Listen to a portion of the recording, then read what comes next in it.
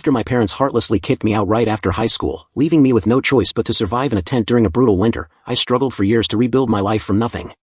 Now, after all the pain and hardship I endured alone, they have suddenly broken into my home without permission and are refusing to leave, acting as if they have any right to be here. My parents always said they planned on having kids once they got married, and my relatives joked that I was more or less an accident. In the beginning, my life was okay, but it soon became clear that my parents didn't want to spend much time with me once I wasn't as cute and charming. Both of them had jobs and even started a business together, which always came before me.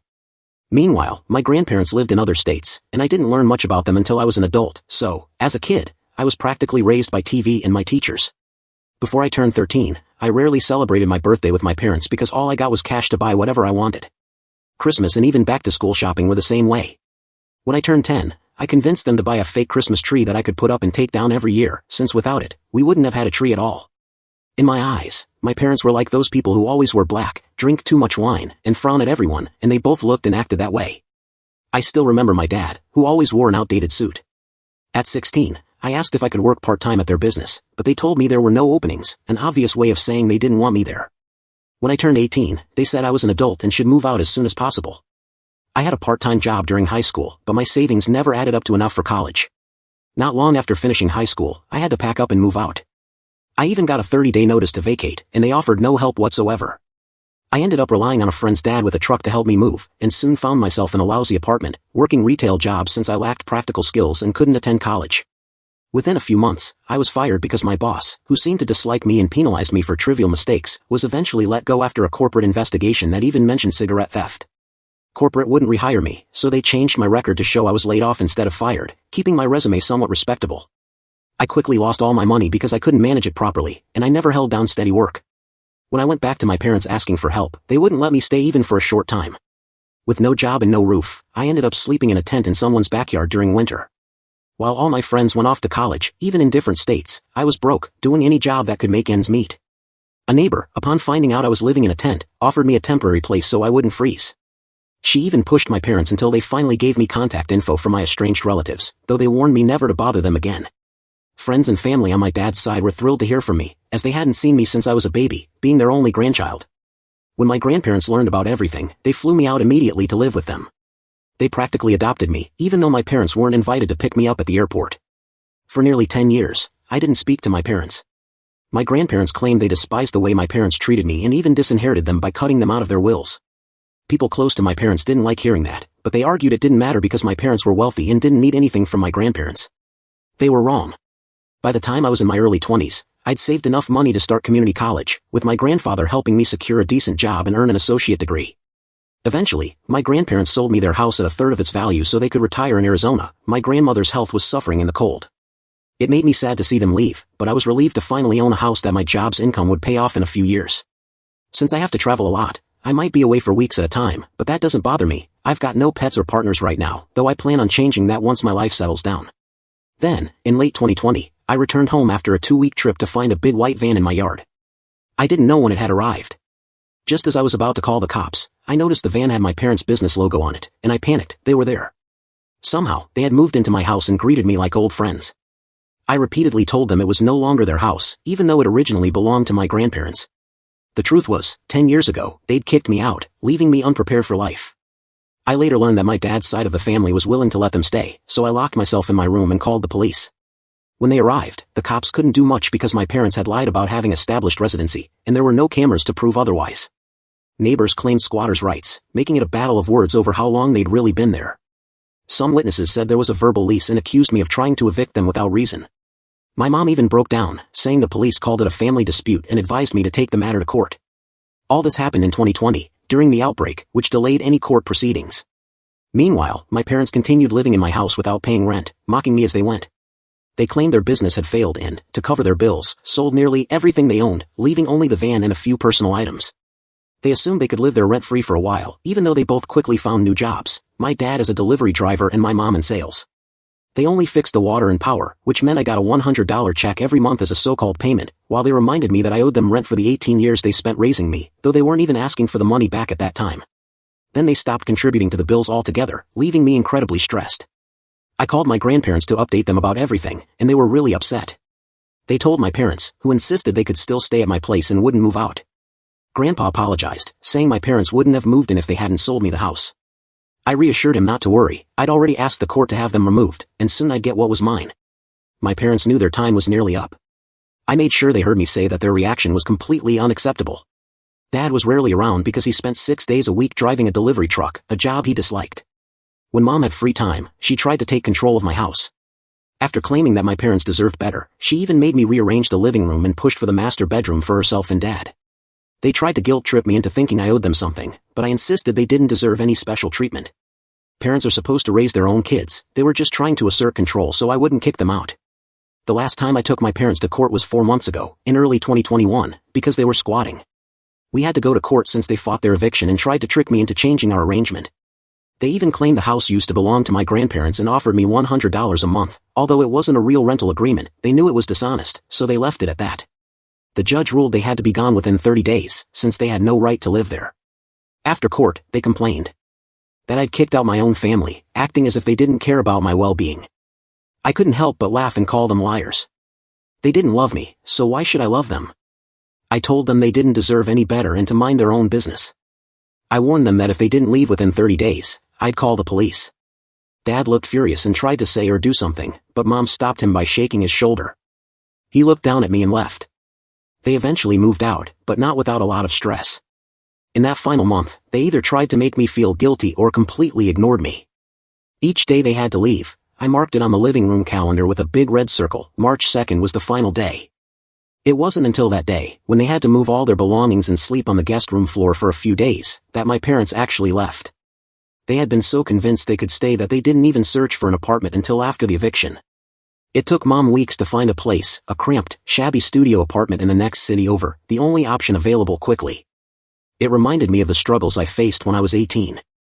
I even took Mom to see the place once. The apartment was awful, baby puke green walls and rugs, a single window looking out onto a brick wall, no dishwasher, the tiniest stove I'd ever seen, and a toilet that clearly needed replacing.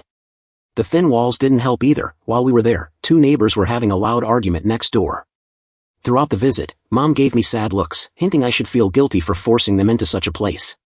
I pretended not to notice until she finally stopped. They signed the lease immediately and spent the weekend moving in their few belongings. Then they requested my guest room's queen-sized bed, dresser, and flat-screen TV, after sleeping there for 5 months.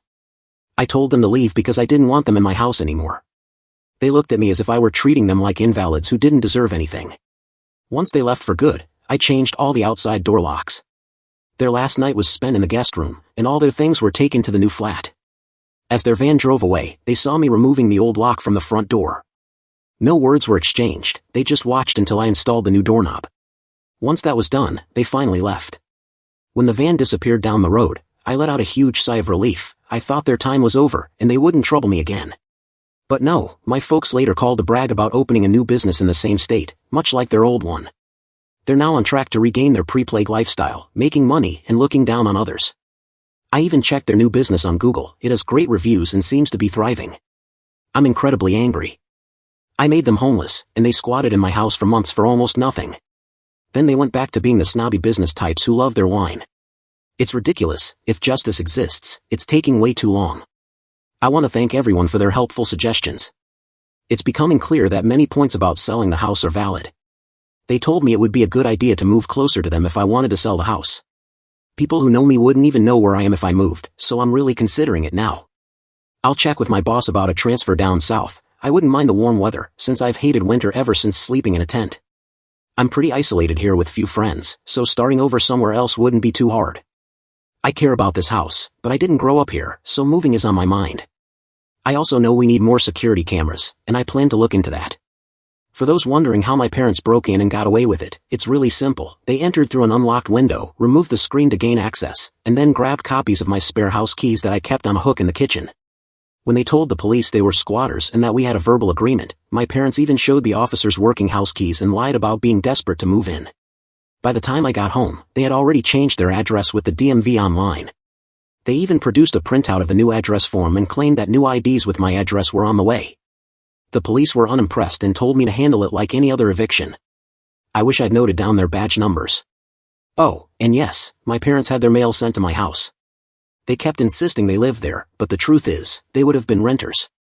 If they'd stayed in my house for over 30 days with my permission, they'd be considered tenants. They claimed I told them to stay and used every sneaky tactic to convince the cops. No one could really tell how long my parents had been living there. Soon, everyone started blaming each other, and the police didn't know who to trust. That's why I had to evict them. I wouldn't share my Wi-Fi password with my parents while they were staying because they weren't using it, but they did go online by creating a mobile hotspot on their phones while hiding in my house. To those saying I should write negative reviews or dredge up my parents' past, there's no point. I'll be honest and just forget about them. On the other hand, if they lied to launch their new business, I'll be watching the fallout with popcorn ready, since they'll likely need some help.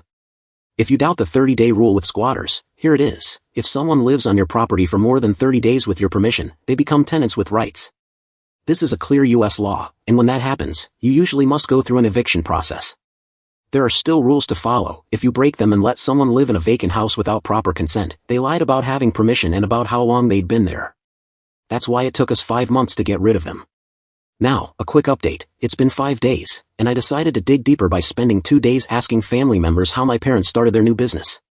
They managed to get it up and running in less than 2 years after going bankrupt, which is rare, especially for those who assumed it was just another MLM. The answer is no, that's not something even my parents would ever try. They believe MLMs just aren't for them.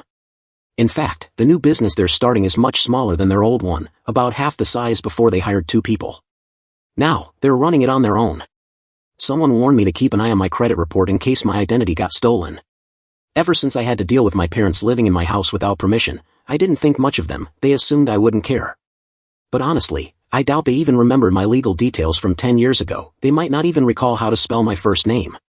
I, however, made sure to protect my credit, and there's been no suspicious activity. At least they didn't try to take money from my business. My grandparents on my dad's side, who really care about me, have no idea where my parents got the money to launch their new venture. They've called a lot since telling my parents they didn't want my dad's inheritance, but now they're silent because they once bragged about their new success. It's clear my parents didn't get any support from my dad's side of the family. What about my mom's side? I still have that old contact list my parents gave me, which even included my biological grandmother's landline. I tried calling my maternal grandma when I was without a house, but she didn't care. My mom's parents are a lot like my parents, even though I've never met them. I guess my dad really did find his perfect match in my mom. Someone once said they were meant to be. I even managed to get back in touch with my maternal grandma. Not only had she been separated from her husband for years, but my maternal grandfather had also passed away. I didn't know he died 7 months ago. He left my mom a considerable fortune, which is how they got the money to start doing business again. They made my maternal grandma sound so proud, she wasn't interested in discussing much else. It's likely why my parents called their grandparents just to chat about how well things were going. They didn't want to make amends since my grandparents had cut them off, but I don't care, and neither do my caring paternal grandparents.